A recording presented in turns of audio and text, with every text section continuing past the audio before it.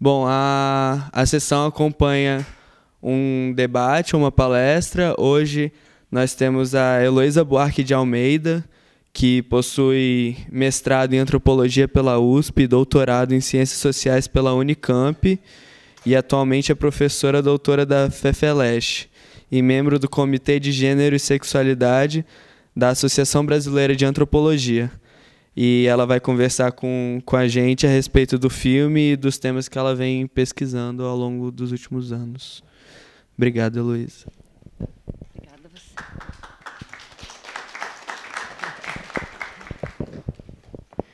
Bom, boa noite a todas e todos. Esse filme é meio pesado, né? A gente sai meio acabado.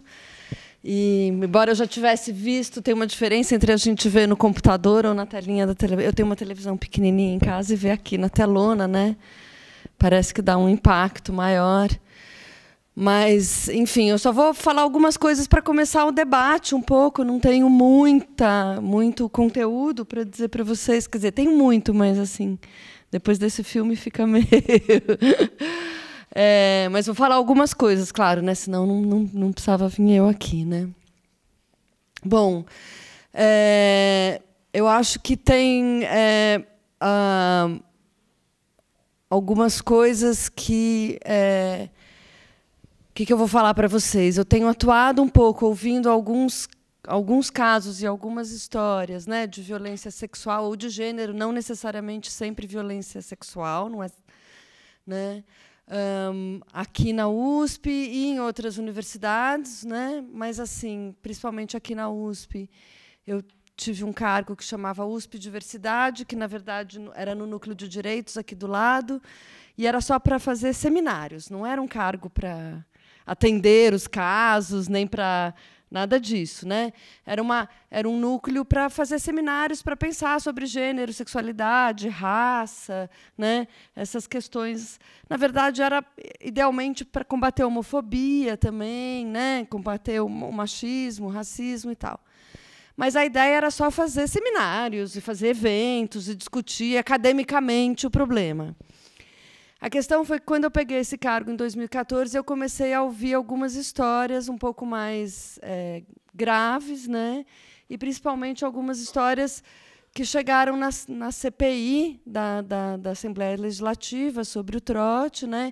Inclusive os casos da medicina, né? Dos estupros da medicina, da violência no trote, né? Eram várias coisas. E, por conta de ser uma professora da área de gênero, né? Então eu pesquiso gênero já faz 20 anos, né? Estou nesse campo faz 20 anos.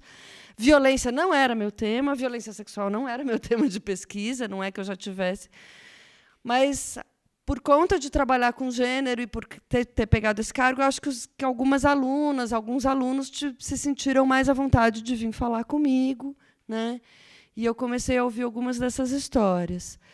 E, por conta disso, a gente começou a reagir, a gente montou, eu digo eu e outras professoras, inclusive a Soraya e a Cris, que estão aqui, né?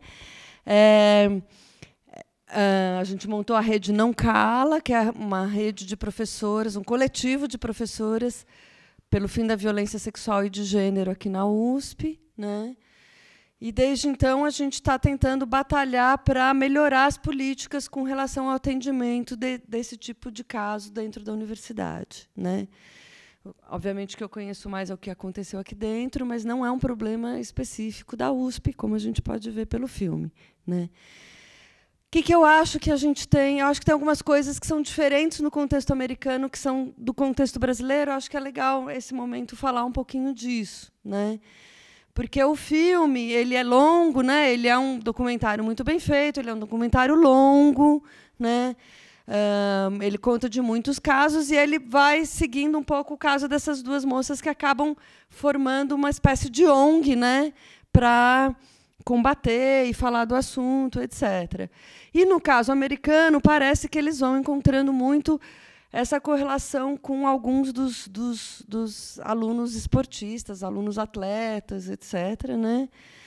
E isso, o que é semelhante disso no Brasil? Parece que no esporte também temos algum problema nas festas associadas a esportes, às competições. A gente tem alguns problemas nesse sentido. Então, aparece no universo dos esportes.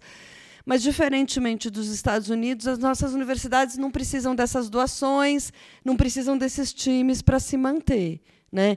Então, a lógica de captar dinheiro para a universidade é outra, né? O que faz com que você não tenha o mesmo contexto, por exemplo, de proteção que esses alunos esportistas, grandes atletas famosos, acabam tendo no contexto americano. No entanto, no contexto brasileiro, a gente tem mais ou menos o mesmo problema de não querer falar do assunto e achar que isso pega mal para a universidade, né? Então, por exemplo, quando houve primeiro, em 2014, antes da CPI, que foi janeiro de 2015, houve uma audiência pública na Assembleia Legislativa, em setembro ou outubro de 2014, eu não lembro exatamente agora. E eu fui nessa audiência. E algumas pessoas foram e denunciaram. O foco ali era muito mais denunciar o trote, etc., né? Mas, quando a gente começou a falar, quer dizer, a primeira reação das pessoas foi dizer: mas por que você é contra a USP? Né? Então, se eu estava falando que tinha um problema, você é contra a Faculdade de Medicina, você é contra. Eu sou docente aqui desde 2007, né? Eu não sou contra a USP, né? Mas eu acho que a universidade tem que ter alguns mecanismos melhores de atendimento, de acolhimento, de enfrentamento desse problema. Quer dizer, a gente tem que parar de fingir que o problema não existe, né? E olhar de perto para a questão, né? Então, o que a gente tem feito, né? A gente tem pressionado a universidade para fazer ter algumas estruturas, né? Uma delas, que está sendo montada em algumas unidades, são as comissões de direitos humanos. Mas ainda as comissões estão perdidas, não sabem muito o que fazer, né? Outra é um centro de referência, de acolhimento, de atendimento, né? Que provavelmente vai integrar uma rede de lugares, não vai dar para a gente ter um acolhimento, ter um atendimento num lugar só, né? Mas, assim, a gente está tentando trazer para a USP modelo de coisas que, às vezes, já tem nessas universidades americanas. Às vezes, já tem um lugar de atendimento, né? Às vezes, já tem um gender office, que eles chamam, né? Um escritório para questões de gênero, né? Onde, em tese, essas meninas podem ir, onde, em tese, essas meninas deveriam ter um acolhimento, né? Deveriam ter algum apoio, né? Mas a gente sabe que o dilema é um pouco isso. Não basta ter a estrutura, tem que fazer a estrutura funcionar, né? E tem que fazer falar do tema, né? Tem que tentar pensar como melhorar, né, as estruturas da universidade em relação a isso. Mas eu acho que, tanto nos Estados Unidos quanto no Brasil, um dilema que a gente tem é o dilema em torno, quer dizer, não é um problema do ambiente universitário, não é? Mas é um dilema que aparece no ambiente universitário, mas que é mais amplo na sociedade, né, também. Então, que é um pouco a dificuldade de falar no assunto, né, o fato de ter uma zona nebulosa aí muito grande do que é o sexo consentido, do que é o consentimento, né? E de que, por exemplo, no Brasil, se você vai denunciar uma violência sexual e a pessoa não tiver tido marcas de muita violência, quando a gente fala de violência sexual, o imaginário imagina um monstro, né? Imagina o maníaco do parque, né? Estuprava e matava as pessoas. Imagina Jack o Estripador. E é difícil entender que isso pode acontecer mesmo sem ter tido muita violência física. Por exemplo, no caso que as meninas são dopadas, não necessariamente tem marcas no corpo do que aconteceu, né? Então, é muito difícil você comprovar, né? Mas é difícil a gente comprovar no sistema jurídico que a gente tem hoje, né? Mas também internamente a universidade. No entanto, a universidade não é polícia, né? Ela não pode julgar se houve ou não violência sexual. Quem julga é a polícia, é o sistema judiciário. Mas a universidade pode e deve julgar se houve uma infração indisciplinar. Uma infração disciplinar. Falei trocado. Né? Então, por exemplo, uma violência entre colegas que afeta a capacidade de uma pessoa de continuar é um problema para a universidade. Então, é assim que a gente tem tentado mostrar juridicamente que isso é importante para a própria universidade, né? Mas, no entanto, a mentalidade das universidades costuma ser ainda dos gestores, não de todo mundo. Tem muita gente tentando mudar isso, né? Como também tem, eu fico feliz aqui de ver rapazes também, né, quando a gente vai discutir esse tema, como tem pessoas que, né, não, entendem o dilema, não precisa ser mulher para entender o dilema. O filme, inclusive, mostra rapazes que sofreram violência sexual também, né? Mas, peraí, eu perdi um pouquinho o que eu ia falar. Quer dizer, eu só queria dizer que tem uma questão que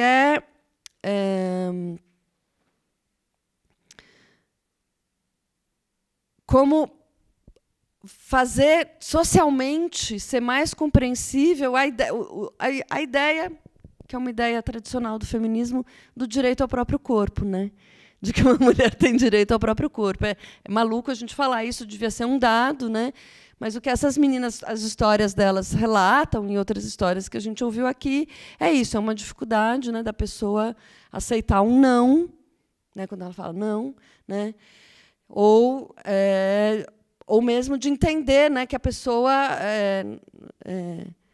não está afim. Nem sempre as pessoas, os rapazes que são agressores que percebem o nível da sua agressão também, né? Então, tem vários dilemas aí, né? E tem um dilema de uma moralidade sexual que acha que se a menina, se ela estava de minissaia, então a culpa foi dela. Se ela bebeu, se ela foi para a festa, então não estou dizendo que né, as pessoas já começam a julgar moralmente a menina e aí a desvalorizar se há um tipo de denúncia, né? Eu acho que o dilema nesse sentido é parecido nos Estados Unidos ou no Brasil, que é a dificuldade de entender essa pessoa como, né, que ela ganha de né, contar isso como se fosse uma mentira, né? Eu acho que no filme a gente é fácil criar esse apelo, né, entender o lado delas no filme, né? Eu vou abrir para vocês comentarem, fazer perguntas, porque senão eu fico falando só aqui sozinho. Eu tenho muita coisa para dizer, mas talvez seja interessante ver o que vocês gostariam um pouco de perguntar, né?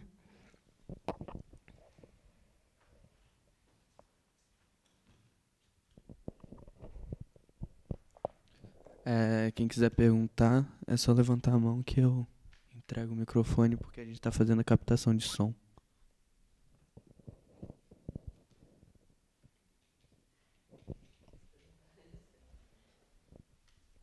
Rapidinho.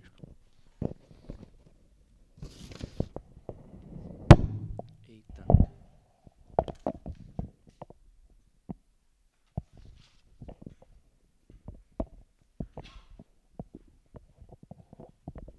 Será que vai ter? Não dá. Oi.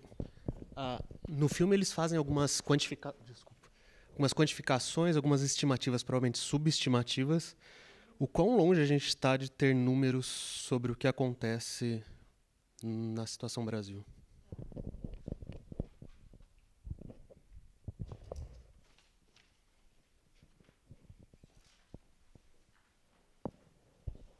Tá bom, vamos pensar. A gente tem pouca pesquisa sobre o tema, primeiro, em geral. Tem uma pesquisa feita, fomentada pela Fundação Avon, né, que é fácil achar num site, que tem alguns números. Mas é uma pesquisa de mercado feita, na lógica da pesquisa de mercado, que não é um bom mapeamento ainda. Então, não é um número muito confiável, assim, do meu ponto. Olhando assim como professora da universidade, a gente acha, né, para os nossos critérios científicos, às vezes a gente acha a pesquisa de mercado não tem o mesmo nível de cuidado com a amostra, com o perfil, com como perguntar. Porque, como é um tema muito delicado, e a gente não tem números oficiais das universidades, a USP não tem números até hoje, né? O USP Mulher está tentando fazer uma pesquisa agora, então é provável que alguma hora role essa pesquisa, já era para ter rolado há mais ou menos um ano atrás, mas tem umas dificuldades, inclusive, de pensar como como fazer uma amostra representativa e não enviesada, né? Não são a gente não quer fazer uma pesquisa só com aquelas pessoas que querem denunciar alguma coisa, porque senão fica enviesado, né? E segundo, porque é difícil quantificar uma coisa assim do tipo, se alguém bater na sua porta e perguntar se já sofreu violência, você leva meio um susto. Então, é difícil pensar como fazer essa pesquisa. Mas tem metodologia para isso, principalmente o pessoal da saúde pública, da medicina preventiva, tem métodos e técnicas para fazer uma pesquisa dessa e chegando devagarzinho no tema e preparando para pessoas responder, né, o tema, etc. Então, é possível fazer, mas a gente não tem números confiáveis. O que a gente tem? Aliás, a gente não tem números confiáveis sobre violência sexual no Brasil em geral também, não só nas universidades. Temos alguns números mais confiáveis, sim. Tem uma pesquisa recente do IPEA, né, Instituto de Pesquisas Econômicas Aplicadas, que pesquisou a partir dos números da saúde, quando a moça chegava no serviço de saúde, e descobriu que, pesquisando pelo serviço de saúde, das que chegaram no serviço de saúde, apenas 10% tinham denunciado na polícia, né? E é mais ou menos com esses dados que a gente trabalha. Então, a gente também imagina que, na universidade, cerca de 10% só dos casos são formalmente denunciados, né? Para te dar uma ideia, na FEFELESH, no período de 1 ano e meio, mais ou menos, eu ouvi mais ou menos 10 histórias de estupro, né? Eu sei que um deles virou um processo, virou uma sindicância interna. Então, parece que a gente está combinando com o número oficial do IPEA, né? 10-1, mais ou menos. Mas a gente não tem uma estimativa confiável. A gente tem também, aí são impressões um pouco qualitativas de quem ouviu algumas histórias e conversando, né, com as colegas da rede, às vezes cada uma numa unidade diferente, algumas sabendo de algumas coisas, né? Então, a Beth, que está na EASH, que é outra unidade grande, às vezes comentando algumas coisas da EASH, né, da USP Leste, eu e outras professoras na FEFELESH, né, a Soraya na EF, enfim, outras pessoas vão contando um pouco para a gente, né? Então, a gente sabe, por exemplo, a gente desconfia que tem alguma coisa semelhante com o que eles contam aqui, que não é que tem um monte de agressor. São poucos. Mas um agressor ele faz estrago, ele ataca várias pessoas, né? Então, a gente tem descoberto isso, né? Então, por exemplo, né, um caso que ficou conhecido é o caso da medicina, né? O caso da medicina, a gente tem 3 denúncias formais para o mesmo aluno, ex-aluno formado já, né, ganhou o diploma. A gente teve 3 denúncias formais contra ele. O coletivo e o coletivo Geni lá, né, e as professoras da rede afirmam que já souberam de 5, né, além dos 3 formalmente denunciados, mais 2 casos, mais 2 ou 3 casos, eu não tenho certeza, tá? Então, a gente sabe isso, que às vezes uma pessoa, e também eu participei da investigação, também da comissão, que não foi exatamente uma investigação, que tratou dos casos de violência no CRUSP. Tá? E no CRUSP, na moradia universitária, também a gente encontrou casos de rapazes agressores reincidentes. Nem toda era agressão sexual. Alguns era violência doméstica mesmo, pura e simples, violência por parceiro íntimo, né? Rapazes que espancaram diferentes namoradas ao longo do tempo que moravam no CRUSP, inclusive com um cara que era reincidente, 2 delas foram parar no hospital, né? E mesmo assim ele continuou morando no CRUSP. E elas não, né? Então, o que eu acho que é semelhante é que a universidade ainda não sabe acolher e não sabe encaminhar os casos. Porque, veja bem, a questão também não é só punir o agressor, né? Tem várias coisas que precisam ser feitas. Claro que uma menina que sofreu essa agressão, ela quer ver o cara punido, mas dar um bom atendimento para essa menina é o primeiro passo, não é? Dar um acolhimento, encaminhar para atendimento, proteger, né? A universidade pode dizer, eu não consegui expulsar, mas ela pode tirar o cara da moradia, pelo menos, né? Quer dizer, tem procedimentos que podiam ser feitos, né? E que eu acho que ainda estão insuficientes, embora cada vez mais, e eu tenho também sentido isso, uma procura, outro dia uma pessoa da Unicamp me procurou, Federal do ABC, eu já fui falar no Paraná, em Santa Catarina, né, em alguns outros lugares sobre esse tipo de problema. Então, o que eu vejo é que algumas universidades estão mais atentas à questão e estão mais preocupadas em montar estruturas. Mas, nesse momento de recrudescimento, de falta de verba, elas ficam um pouco paralisadas também, né? E alguns lugares têm uma outra coisa que a gente sabe sobre pesquisas de violência contra a mulher, que, às vezes, mais importante que a punição é a rede de atendimento, né? Então, criar uma rede de atendimento é muito importante mesmo, sabe? Assim, digamos, uma saída, uma política pública meio fundamental para esse tipo de caso.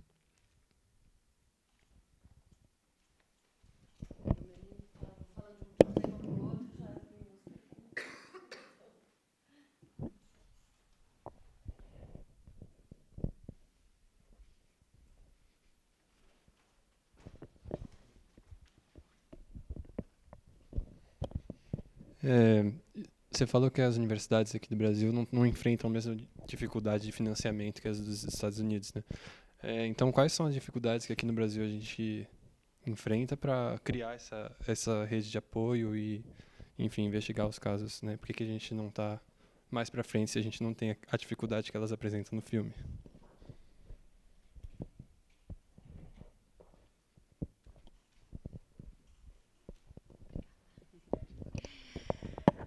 Então, eu acho que assim, as dificuldades primeiro é reconhecer a demanda, reconhecer o problema. Então, eu acho que o sistema público, a gente, os nossos diretores, né, a reitoria, no caso da USP, até mesmo o próprio reitor, a gente chegou a conversar com ele sobre esse problema, né? A universidade ela está muito mais preocupada, e a Procuradoria-Geral da USP tem essa postura, de não ser processada, de não sofrer um processo, né, de proteger a sua imagem do que tratar desses casos, né? Então, por exemplo, no caso da USP, os diretores da medicina, por que não investigaram o caso? Por que não expulsaram, né, o aluno que era um estuprador recorrente, né, que dava remédio para as meninas, quando na sindicância, inclusive, ele confessa, na investigação, ele confessa que ele dava remédio para as meninas, por exemplo, né, que ele dopava as colegas, né? Primeiro, eles falam, mas a gente não tem prova, é muito difícil provar que aconteceu, né? Ou seja, se duvida da palavra da vítima, né? Eu acho que, né, se duvida da palavra da vítima. E, no caso, a universidade ela tinha o medo de que o aluno processasse a própria universidade. Então, ela optou por uma punição mediana, que foi a suspensão. Uma suspensão que foi grande, né? Porque ele ficou 1 ano suspenso, mas que, para o nível da gravidade, a gente não considera suficiente. Então, a universidade, o sistema que a gente tem hoje ainda para punir os alunos é o sistema de sindicância e processo administrativo, né? E ele foi feito pelo regimento da universidade para tratar de problemas acadêmicos. Por exemplo, fazer uma sindicância se o aluno colar, ou se ele quebrar a carteira, ou se ele fazer greve, né? Ou se ele fizer greve, né? Mas não pensar nessa relação. Não existe uma falta disciplinar que corresponda, mas existe, se você olhar no Código de Ética, a ideia de que você não pode cometer uma violência entre pares, e isso é fácil da gente construir como uma violência, né? Mas ainda, mesmo no sistema jurídico, esses casos costumam ser minimizados, não tratados com a mesma dureza. Então, a universidade fala, mas se ele não foi condenado lá no sistema judiciário, como é que eu vou condenar aqui? Ora, do meu ponto de vista, são 2 condenações diferentes. O sistema judiciário vai dizer se houve ou não crime. A universidade tem que dizer se houve ou não uma infração disciplinar. Tá certo? Eu não vou julgar pelo crime, a gente não pode ser policial, né? Mas, assim, ainda no sistema as comissões de direitos humanos estão sendo formadas para ter um atendimento melhor que isso. Mas Mas o regimento da universidade exige que, se houver uma violência dessa, isso vira uma sindicância. E aí tem esse ponto. A vítima tem muito temor de fazer uma denúncia formal. Por quê? Porque o exemplo que ela conhece da denúncia formal é o exemplo da medicina. Não é? A denúncia formal mais expôs as vítimas, né, do que serviu para punir o aluno. Né? E isso aconteceu, e há um histórico, não é, de casos, não só na medicina, né, mas de casos que ficaram conhecidos na veterinária. Teve um caso que ficou famoso, na Exalc, em Piracicaba, teve alguns casos também, um deles também teve repercussão midiática, etc. E esses casos ficaram famosos, saíram na mídia, mas não houve punição. Então, as pessoas estão se sentindo paralisadas e sem vontade, sem coragem de denunciar, porque a denúncia, às vezes, acaba expondo mais a vítima do que permitindo propriamente, né, um atendimento correto. Por que esses professores antes não deram esse atendimento correto? Né?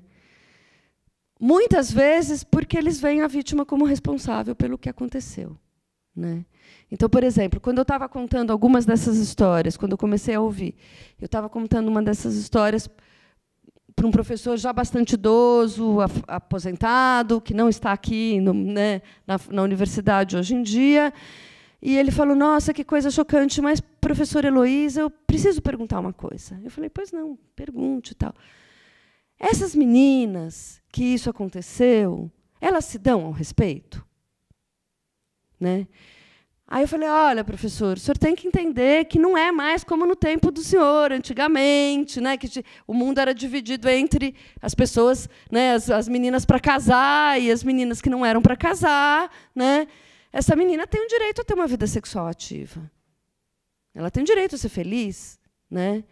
Agora, né, quer dizer, o problema é ainda uma mentalidade, né, uma cultura hegemônica que tem dificuldade de entender esse tipo de caso como uma violência. Né?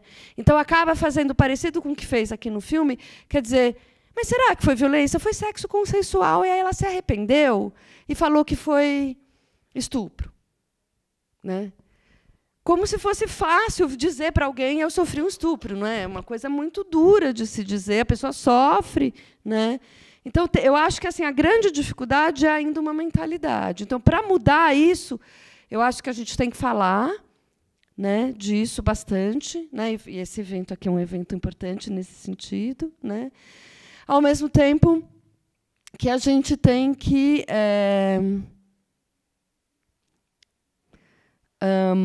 expressar mais claramente, não é? A universidade, como uma estrutura, tem que expressar mais claramente que meninas e meninos têm o mesmo direito, inclusive porque, né, não quero, a gente vê aqui meninos que sofreram violência também. A gente também teve casos de violência sexual de meninos na USP, tá? Aconteceu aqui também. Mais difícil, e aí para os meninos é mais ainda difícil denunciar, né? Porque tem essa coisa de que é humilhante, né, dizer que sofreu essa violência. Né? Então, eu acho que, assim, tem a ver com uma estrutura da universidade. Por que não, então a gente não resolve aqui? Tem a ver com uma estrutura da universidade que ainda não tem os mecanismos bons de atendimento, mas tem a ver com uma mentalidade reinante, difusa, que ainda não consegue encarar isso como um problema relevante para a própria universidade. Né? Eu acho que são os dois lados que ainda falta a gente encarar.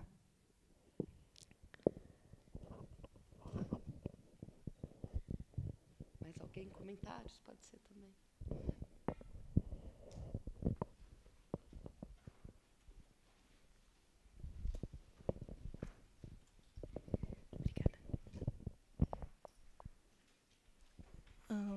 A gente viu no vídeo que tem essa espécie de raciocínio moralizante das situações e tal, mas eu vejo que tem muito essa questão do medo de que aconteça uma denúncia falsa. Eu queria saber se você tem uma ideia de onde exatamente surge isso, porque parece tão... Não sei, é um negócio que é levado muito a sério, é levado muito mais a sério do que a denúncia em si, esse risco de que seja uma denúncia falsa e essa possibilidade de que essa pessoa seja punida por uma coisa que ela não fez. Não que isso não seja ruim, mas... Enfim, esse é o meu questionamento.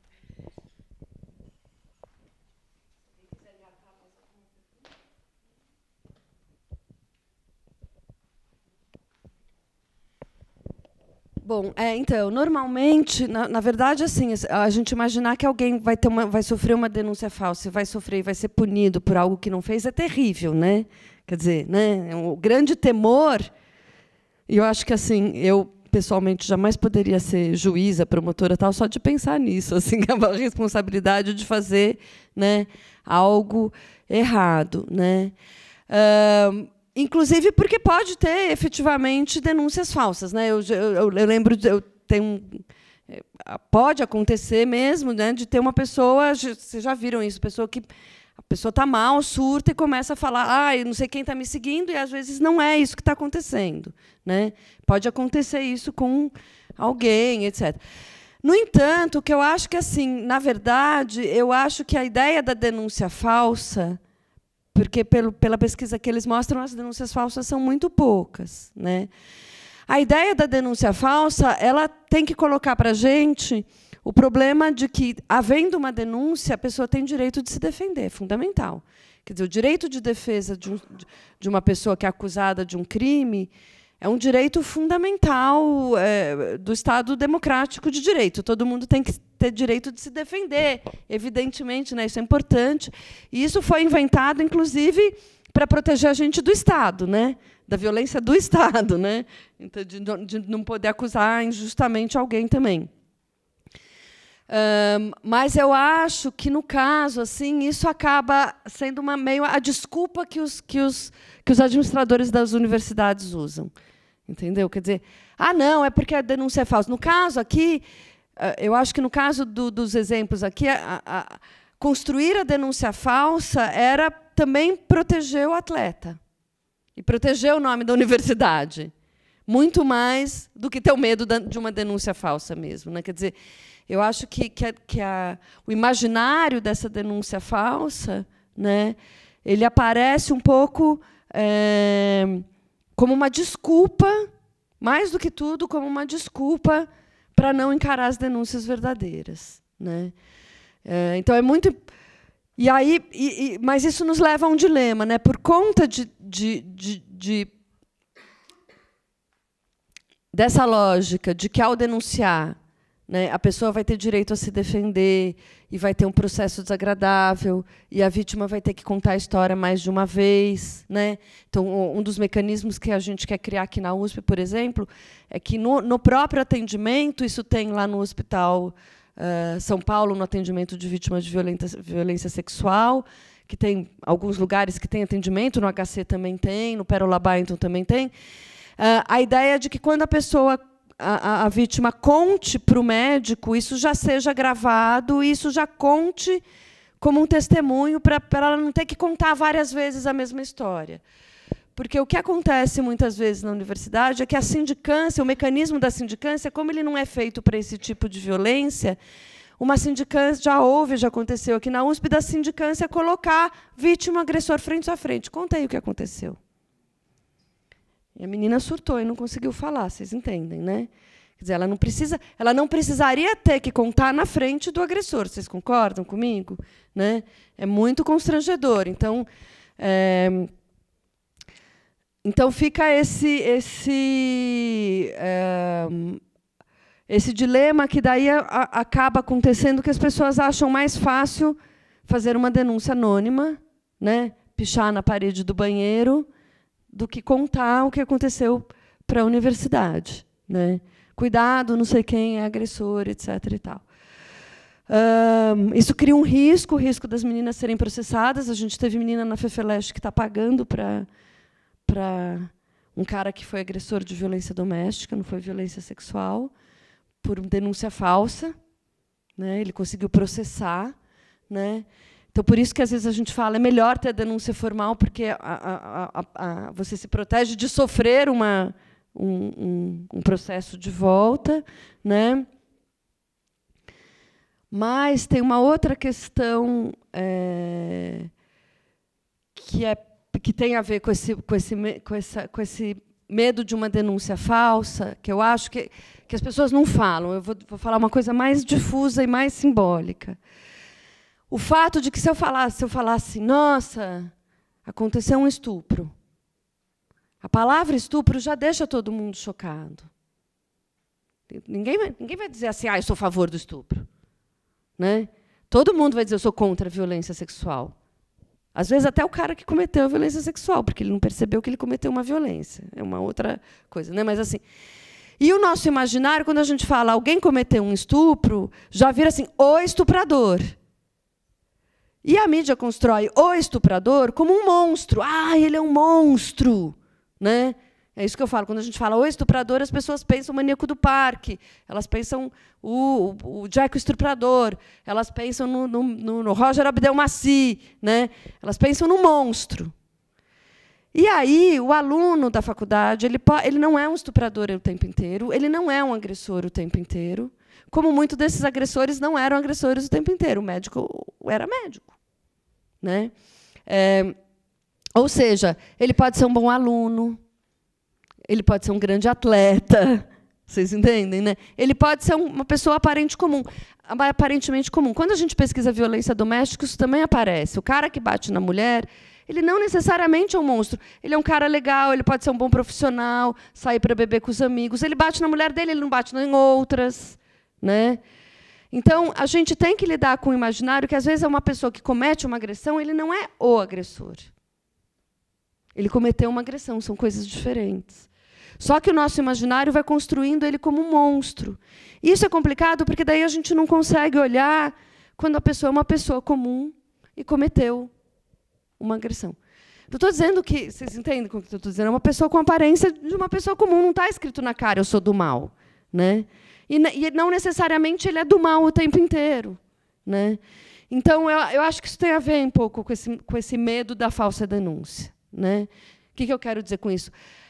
Essa palavra, o estuprador, o estupro, a gente tem uma coisa tão grande que a gente é incapaz de ver que esse é um crime muito mais corriqueiro do que se imagina.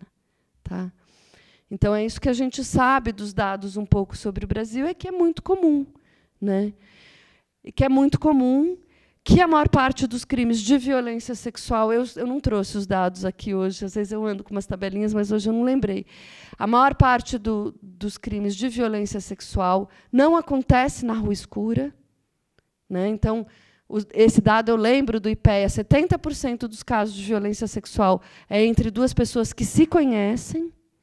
Né? Pode ser colega de faculdade, pode ser colega de trabalho, pode ser amigo, pode ser vizinho, pode ser parente, pode ser namorado. Né? Também é muito difícil falar, mas também tem esses casos. Né? E isso a gente sabe, 70% dos casos no Brasil não acontece na rua escura, acontece entre pessoas que se conhecem. E o complicado no contexto universitário não é só o ato em si, mas é o reencontro, como elas contam. Né? Elas falam, pior do que eu ter sofrido a violência foi ter encontrado ele na sala de aula. Pior do que eu ter sofrido a violência foi eu contar para a faculdade e a faculdade não levar a sério. Né?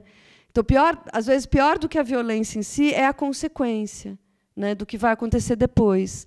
E, por isso, também é muito difícil das meninas conseguirem denunciar, né, das meninas ou dos meninos que sofreram de violência conseguirem denunciar, porque eles se sentem mais fragilizados se eles não tiverem esse apoio. Nesse sentido, uma rede, de novo, né, a rede de apoio, às vezes, é mais importante do que tudo. Né? Então, o que a gente vê, muitas vezes, observando na faculdade, que é uma coisa, não sei se vocês sacam o que acontece aqui, é a relação entre as pessoas que sofreram violência, o apoio entre elas, e isso fortalecer. Né? E isso fortalecer as meninas e as meninas ficarem mais corajosas, etc. Nesse sentido, eu lembro de uma... Vou contar para vocês não ficarem tão desanimados, tão tristes. Está todo mundo muito triste, porque esse tema é muito pesado, mas, enfim. né? Eu acho que a gente tem que ficar triste, a gente tem que ficar bravo para a gente lutar também, né? Foi muito a indignação que me faz falar sobre esse tema. Foi a braveza que me fez falar sobre esse tema também. Como eu falei para vocês, não era meu tema de pesquisa. Mas, quando a gente trabalha com gênero, é impressionante como violência vai aparecendo na pesquisa da gente, né? Mas, só para contar para vocês como essa coisa da rede do apoio, por que às vezes é mais importante que a punição. Recentemente, uma menina da FEFELESTE me procurou, ela já tinha sido minha aluna de sala de aula, e ela tinha largado a disciplina no meio porque ela tinha ficado deprimida, e ela ia e voltava, e ela era uma aluna sempre com uma cara triste, preocupada. Barará. Eu encontrava ela nos corredores, ela não falava. Eu nem tinha muita simpatia por ela no começo, confesso, né? Eu falava, mas essa menina não vem, não vem. Aí depois ela me contou que ela estava deprimida, daí eu fiquei com pena, tal, não sei o quê. Aí ela trancou a matrícula, não vi mais. 2 anos depois, ela me procura para desabafar e conta que ela tinha um ex-namorado na faculdade que batia nela, que ela tinha uma relação abusiva, agressiva, que ela demorou um tempão para descobrir que aquilo era uma relação abusiva, e que daí, quando ela terminou com ele, todo mundo ficou achando que ela era louca, e ela entrou em depressão, e ela ficou mesmo meio louca, etc, etc. E aí eu falei para ela, olha, eu acredito em você. A hora que eu falei, eu acredito em você, a cara dela mudou. Você acredita em mim? Porque ela ficou o tempo inteiro ela estava o tempo inteiro tentando provar o que ela estava me dizendo. Eu falei, eu acredito em você. Mas eu entrei em depressão, tomei remédio psiquiátrico, as pessoas acham que eu sou louca. Daí eu falei, muita mulher que sofre violência por parceiro íntimo, né, é chamada de louca, isso acontece. Mas eu demorei muito tempo para perceber que eu estava numa relação abusiva. Eu falei, é comum, isso é recorrente também. Muitos casos, a pessoa demora muito tempo para entender que tem uma relação. Quando eu fui contando para ela que o caso dela não era excepcional, que isso era comum, que eu já tinha ouvido muitas histórias parecidas com a dela, e que eu acreditava nela, o rosto dela foi mudando. E foi mudando mesmo. E ela entrou na minha salinha e falou, fecha, eu não quero que ninguém me veja aqui. Eu falei, deixa a janela aberta, deixa alguém ver que você veio aqui. Vai ser bom as pessoas saberem que você veio aqui. Vai ser bom as pessoas saberem que você tem meu apoio, que eu estou do seu lado. Gente, eu juro, parece bobagem, mas, assim, as últimas... Eu tenho visto ela pelos corredores nos últimos meses, a cara dela mudou, ela desabrochou. Ela está super bem de novo, o menino ainda está lá, ela não quis fazer uma denúncia formal contra ele, tá? Mas ela se sentiu acolhida, ela se sentiu respeitada, e ela entendeu que ela ficou louca porque ela sofreu violência, não ela denunciou. E eu acreditei nela, né?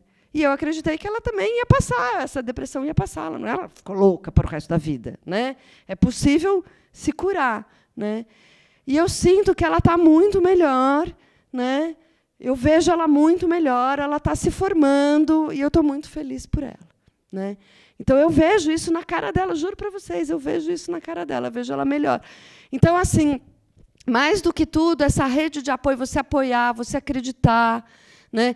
Então, uma coisa fundamental, por exemplo, no atendimento da universidade, por que as pessoas não denunciam, né? A primeira acolhimento, você tem que ouvir sem julgar. O que faziam os diretores, porque a denúncia tinha que ser feita direto para o diretor da unidade, né? O que faziam os diretores? Eles duvidavam da menina, né? E já teve caso que o diretor falou, não adianta, ninguém vai acreditar, mesmo a menina tendo sido exposta na internet com foto do estupro. Ela desacordada. Tendo foto, o menino expôs as fotos do estupro. E o diretor da faculdade falou, ninguém vai acreditar em você, mesmo tendo foto. Vocês entendem isso? Né? Então, as pessoas partem do princípio de que uma menina falando não é uma pessoa acreditável. Né? Uma pessoa, não precisa ser uma menina, é isso que eu quero dizer, mas acontece especialmente com as meninas. Né? Quer dizer, ela vai ser vista como mentirosa. Né?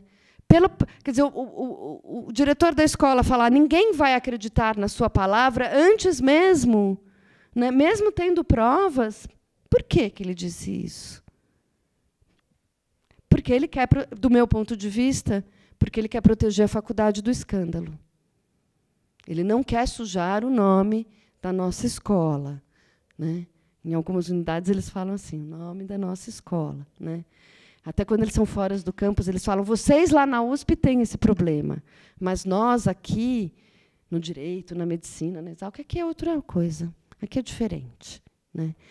E quando eu fui falar sobre esse tema em alguns lugares, gente, é muito difícil, a hostilidade é muito grande. Eu me senti muito mal, né?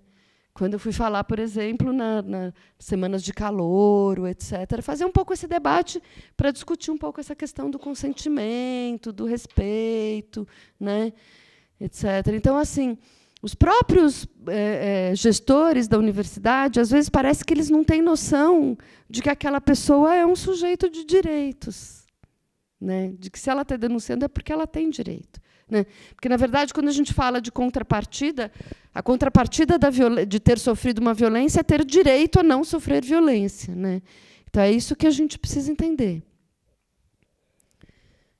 Que a universidade precisa entender. Eu acho que vocês entendem, mas a universidade, como estrutura, né, é que precisa também, como, né, os gestores, né, os que estão lá em cima, né, entender também. Os titulares, o conselho universitário. Né? O que mais? Mais perguntas?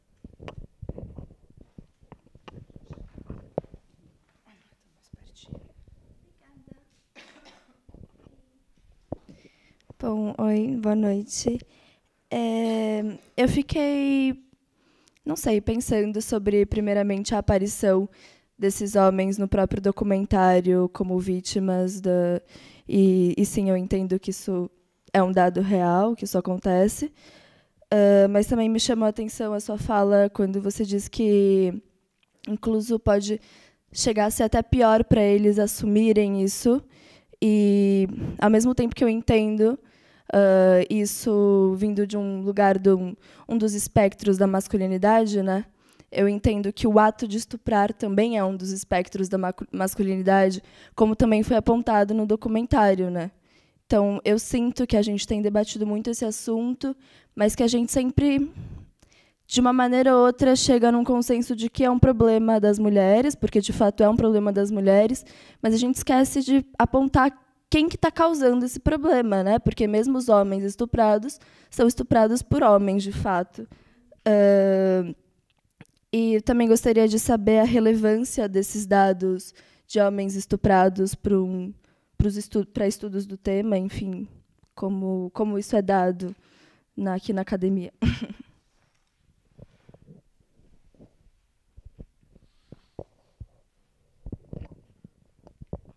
Então, das pesquisas que a gente tem sobre violência sexual, o que a gente sabe é que, na verdade, assim, homens e meninos, crianças também sofrem violência sexual.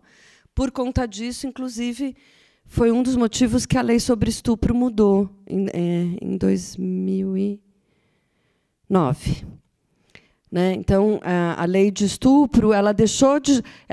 antes, até 2009, só era nomeado como estupro a violência sexual que tinha a ver com penetração vaginal, né? O que os juristas chamam de conjunção carnal. Né? Outros tipos de formas, por exemplo, penetração anal era considerado atentado violento ao pudor. Então, um dos motivos que mudou era para considerar que qualquer tipo, que vários atos podem ser violência sexual, não precisa ser penetração vaginal para ser violência, né? Foi por isso um pouco que mudou a lei. Você tem razão que uma coisa que eu não falei, antes de entrar no porque os rapazes também são estuprados, né? Quer dizer, você tem razão, uma coisa importante, que é o seguinte: a violência sexual, a violência contra mulheres, não só sexual, ela às vezes aparece como um marcador como uma forma de dizer para as mulheres: fique no seu lugar. É uma forma de poder, você tem razão. A gente descobre isso quando a gente pesquisa, por exemplo, violência doméstica. A violência doméstica aumenta no começo, quando as mulheres começam a ganhar o espaço de trabalho, por exemplo, o primeiro impacto é aumentar a violência doméstica. Por quê? Porque os homens se sentem ameaçados quando as mulheres ganham algum direito, né? Então, por exemplo, a gente tem a sensação que certos campos, como, por exemplo, o próprio campo do direito, isso aqui é perverso dizer isso para vocês, do direito, da medicina, da engenharia, a violência contra as meninas é um jeito de dizer, fica aí no seu canto. Você pode ser pediatra, ginecologista, mas não vem aqui para cirurgia, não. Não vem aqui para ortopedia, que aqui é lugar de macho. Então, de fato, violência contra a mulher não é só a sexual. Ela é uma forma da masculinidade dizer você não pode. Então, de fato, isso eu não tinha falado e é importante lembrar, você tem toda a razão. Tanto os dados que a gente olha de pesquisa de violência doméstica quanto de violência sexual, né? Ou violência contra a mulher em geral, às vezes tem esse caráter de uma situação de marcar e dizer você não. Aqui não, até aqui você não vai. Fique no lugar de mulherzinha. Então, isso você tem razão. O que a gente sabe sobre a questão da masculinidade? Esse é o próximo filme que a gente pode discutir, que é um documentário que chama The Mask We Live In. Vocês já viram isso? A Máscara em que Vivemos. Tem no Netflix também. The Mask We Live In, que é sobre exatamente a construção da masculinidade. E vai mostrar uma coisa que eu tenho falado um pouco, não é? Que é como a masculinidade é frágil e ameaçada, né? Porque, na verdade, por exemplo, quando a gente ensina, quando a gente fala para um menino, para uma criança, e eu já fui em escola bacana, eu já tive esses debates com o pai, com o professor de escola também e tal, né? Menino não chora? Menino tem 3, 4 anos. Fala, menino não chora, para de chorar. Né? Esse filme, The Mask We Live In, está discutindo isso. O que a gente está ensinando para o menino? A gente está ensinando para o menino que ele não pode expressar sofrimento, que ele não pode ser fraco, que ele não pode ter dor, e que, se ele ficar frustrado, é melhor ele bater, mas não chorar. E sem querer, sem ser maldade, né? Sem ser perverso, mas sendo perverso, né? As pessoas vão ensinando os meninos a serem violentos. Né? Então, qualquer frustração, o cara reage como? Ele bate em alguém, mas ele não chora, porque é assim que ele foi treinado. Então, tem um problema de como a gente educa os meninos. Essa é uma questão. Por isso que é uma questão também de educação e da universidade também, mais para frente, além de falar do que acontece aqui dentro. Né? Então, de fato, tem uma questão importante, que é a gente pensar na forma de criar os homens, e de criar homens que não precisem ser. E o machismo está nas muitas mulheres. Muitas mulheres vão ensinar isso aos seus filhos. As mulheres vão ensinar os seus filhos a serem violentos.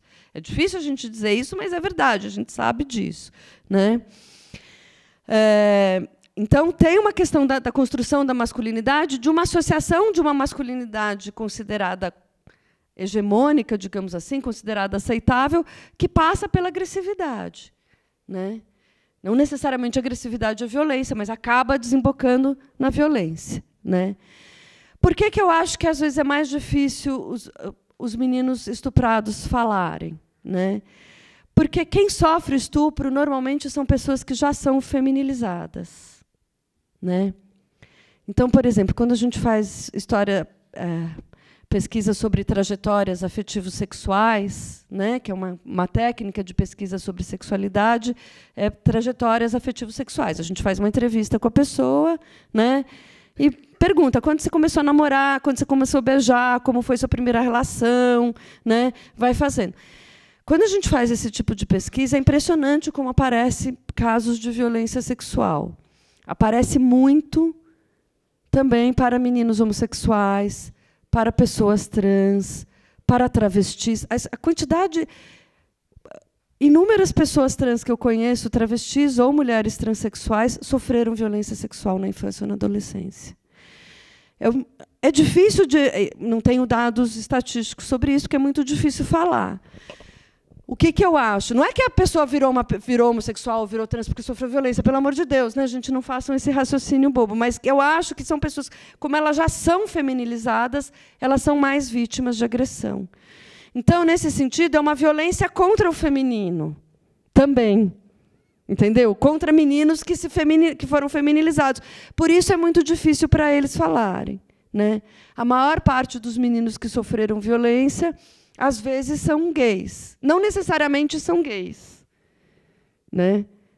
Mas podem ser gays, e daí é muito difícil de falar do tema, porque eles vão ter que expor, né, a sexualidade deles também, eles vão ter que expor o fato de que talvez eles não sejam homens convencionais, etc. Para as meninas também. É difícil nesse sentido, né? Eu não sei se é mais difícil, sabe? Porque também a gente fala algumas coisas, mas às vezes a gente fala sem pensar, né? Eu não sei o que é mais difícil. O que eu quero, assim, o que eu acho que a gente quer impulsionar é um sistema onde as pessoas possam falar, né? E possam ter reconhecido isso como uma violência e ter um acolhimento à altura para poder enfrentar, né, eventualmente, uma denúncia formal, né? Mas, voltando, considerando o sistema que a gente tem na universidade, como eu falei para vocês, eu não necessariamente vou dizer para alguém, tem que fazer a denúncia formal. Porque é muito difícil todo esse procedimento, né? Mas o ideal era ter a denúncia formal para a gente poder reagir.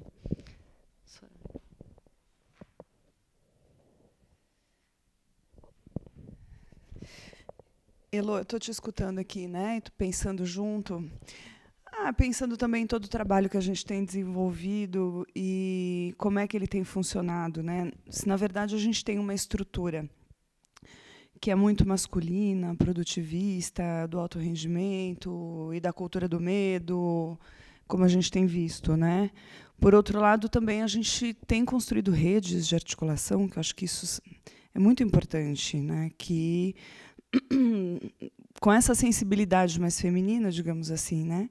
E que vai entrando, né? Eu sinto que o nosso trabalho tem feito isso, né? Tem uma porosidade de mudar também uma cultura, todo um pensamento, ao mesmo tempo que se estruturam normas, né? A gente está tendo todo um debate sobre a questão das normas na universidade, essas que são normas disciplinares e que estão indo para quem, por quê, para que público, né? Se são só para os alunos ou se é para toda a comunidade uspiana em relação à violência de gênero.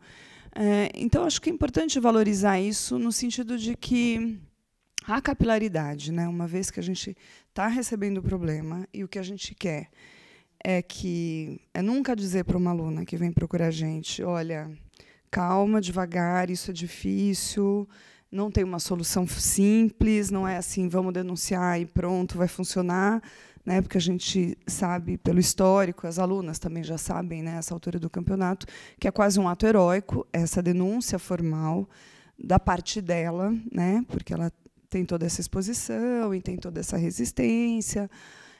Eu acho que, ao mesmo tempo, a gente, né, tem criado outros canais possíveis e muito interessantes de se combater isso também, né? Que a gente tem falado hoje, por conta desse filme, muito da questão do estupro, mas tem toda uma gama, né? Tem toda uma gradação aí de violência de gênero também, que são muito violentas também, né? E que acontecem especificamente dentro da universidade, porque a universidade tem uma estrutura que favorece isso. Bolsa, enfim, né? Aluno, pós-graduação e por aí vai, né? E, bom, então, eu acho que eu queria que você comentasse um pouco isso, né, desse trabalho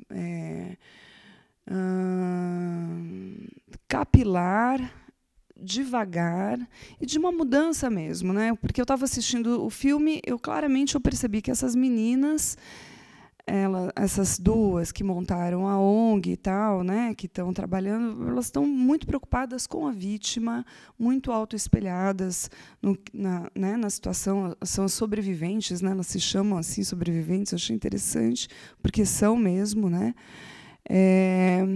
Mas, na verdade, o trabalho de defesa da violência dentro de uma instituição, ela é um trabalho, acho que a gente discutiu isso um pouco, a favor da instituição e não contra a instituição, né?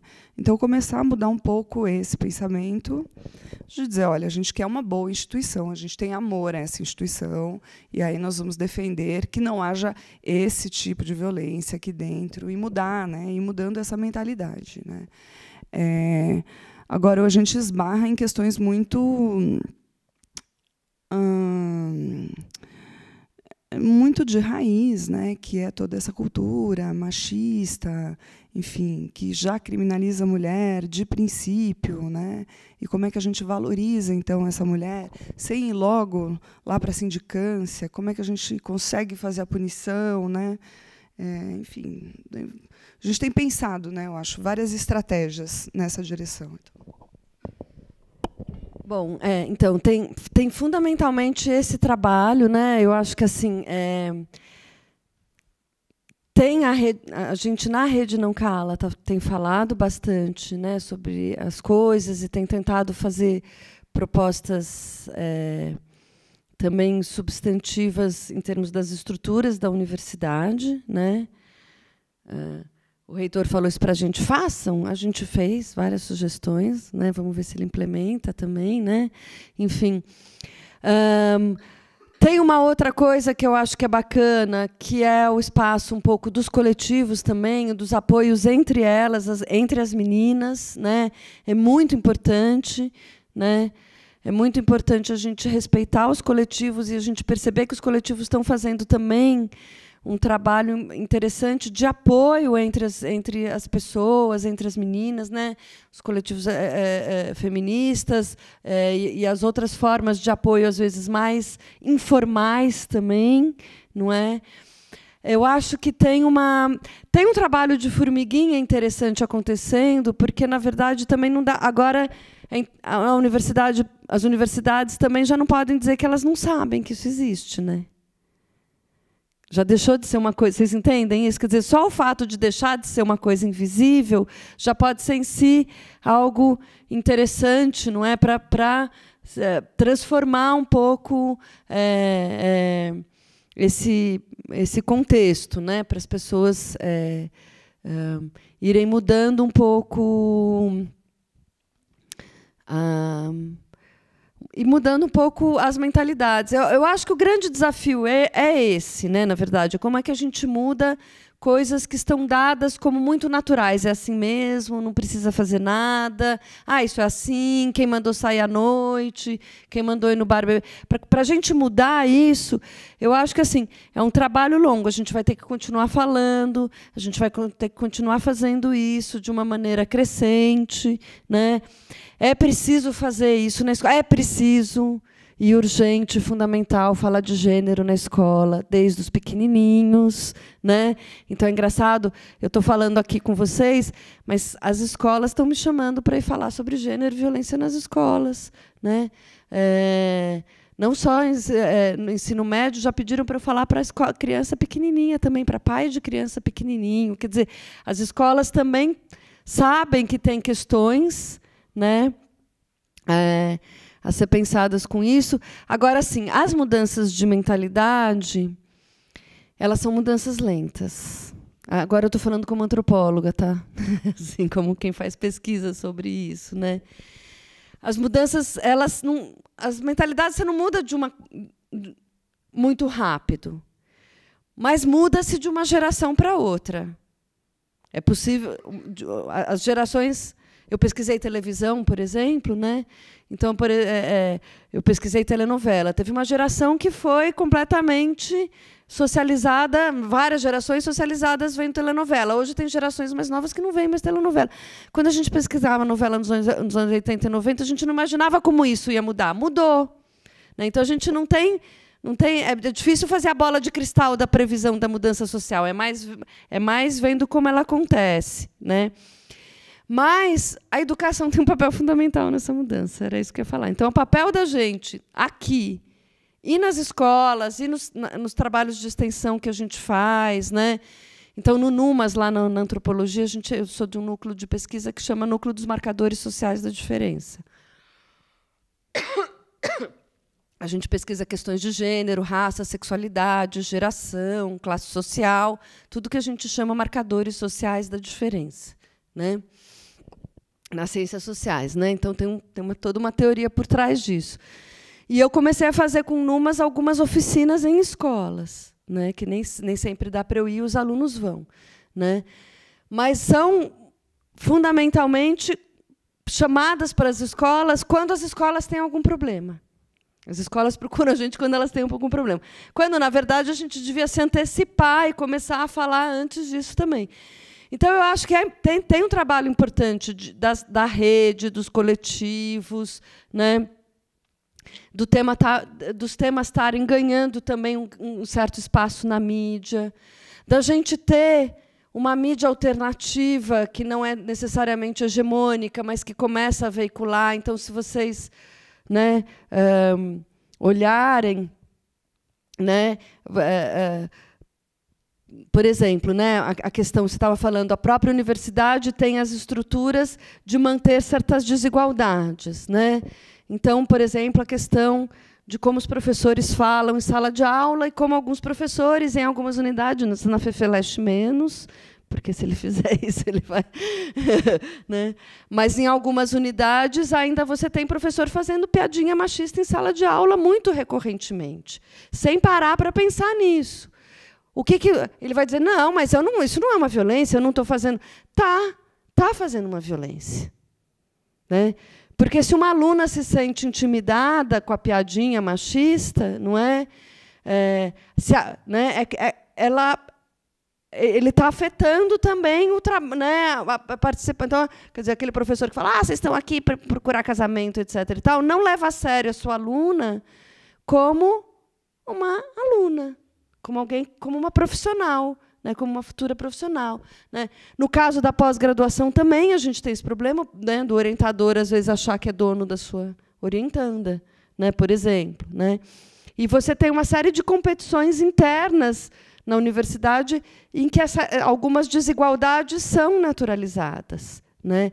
Quando eu estava numa discussão sobre que pontos a gente precisava incluir na universidade para melhorar na universidade, quando eu falei numa certa reunião que estava falando, a universidade tem que combater a violência, a desigualdade racial. Eu falei, e de gênero?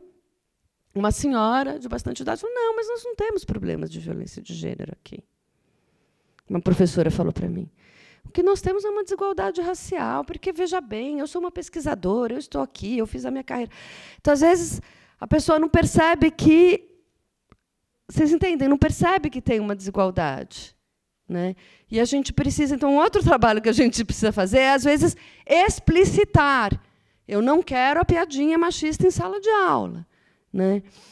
E esse trabalho, eu acho que tanto a rede, quanto os coletivos, quanto outras iniciativas estão fazendo. Né? E que isso junta um pouco com as outras mídias. Por exemplo, a gente está usando uma palavra que não existia no vocabulário brasileiro há pouco tempo. Assédio. Né? O que é assédio? A gente não tem muita certeza do que é assédio, tá bom? Mas, enfim, quando você tem uma ONG feminista lá, o Think Olga, que começa a falar de assédio no ônibus, de assédio no metrô, né, de assédio no espaço público, ela começa a falar de uma violência que todas nós já passamos, todas nós. Todo mundo tem uma história para contar, do cara que encoxou no ônibus, que passou a mão, todo mundo. Eu não conheço uma que não tenha. Eu mesma também já tive minhas histórias, né? Já passei por isso.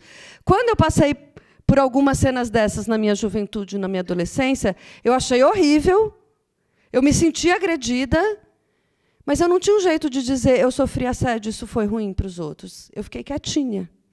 Para quem que eu ia contar? Se era uma coisa que todo mundo passava, por que eu ficava tão mal? Né?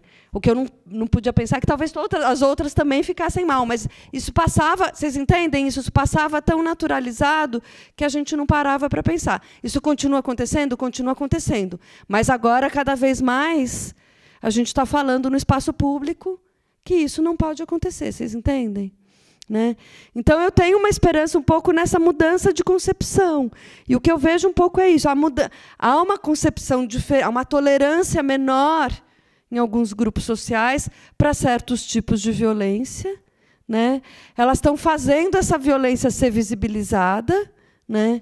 Essas pessoas estão visibilizando um pouco mais essa violência. Nós estamos visibilizando um pouco mais essa violência. Eu estou no meio, estou no bojo disso. Né?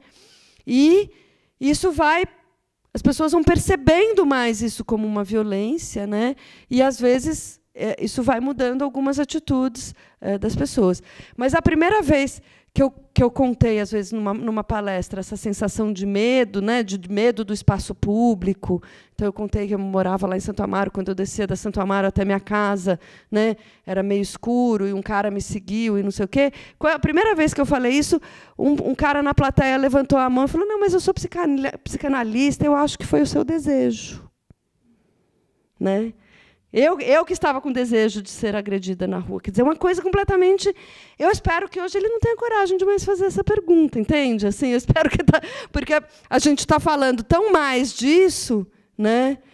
Se isso aconteceu comigo há 30 anos atrás, eu ri da cara dele, não é mais um trauma para mim, tá certo? Mas se fosse para uma menina que sofreu uma violência recente, seria horrível, não é? A pessoa supor que é um desejo. E é engraçado também... O imaginário, né? Um imaginário masculino, mas um imaginário de que aquilo que você fantasia, né? Que você daquilo que você teme é o que você fantasia. Não é necessariamente assim também, né? O medo é uma coisa, às vezes, baseada em fatos muito reais. Ele não é só fantasiado, né? Ele não é só fantástico, né? O medo ele é baseado em coisas, às vezes, muito reais e que estão acontecendo, né? Então, o que eu quero dizer é assim, quer dizer, hoje em dia, se a gente fala, não, isso é assédio na rua, isso eu não quero ser agredida na rua, né? Eu não quero que o cara, né, passe a mão, etc. E eu tenho mais o direito de dizer isso é uma violência. Quer dizer, hoje em dia a gente começa a falar um pouquinho mais nisso, como uma violência, do que como algo naturalizado. Então, eu acho que é interessante pensar um pouco isso. Eu acho que o processo é um pouco isso, desconstruir algumas cenas que pareciam naturais, pareciam inevitáveis, pareciam normais. Aí você fala, não é normal, é violência. Né?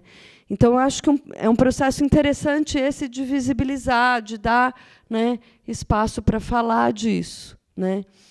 E aí eu senti que foi interessante, na reunião que estava essa professora com uma certa idade, falou, não existe violência de gênero, não temos um problema contra as mulheres na universidade, que todo mundo olhou assim... Né? Aí foi bom, porque eu me senti mais acolhida, né? Eu me senti acolhida. Quer dizer, não parecia mais só que eu era louca, né? Assim, de estar falando isso. Né? Quer dizer, eu acho que está... Vocês entendem isso? Eu tenho uma expectativa, uma esperança de que isso vá, aos poucos, mudando, né, o cenário. Pessoal, dado o adiantado da hora, a gente quer agradecer a presença da professora Heloísa. Obrigada, professora.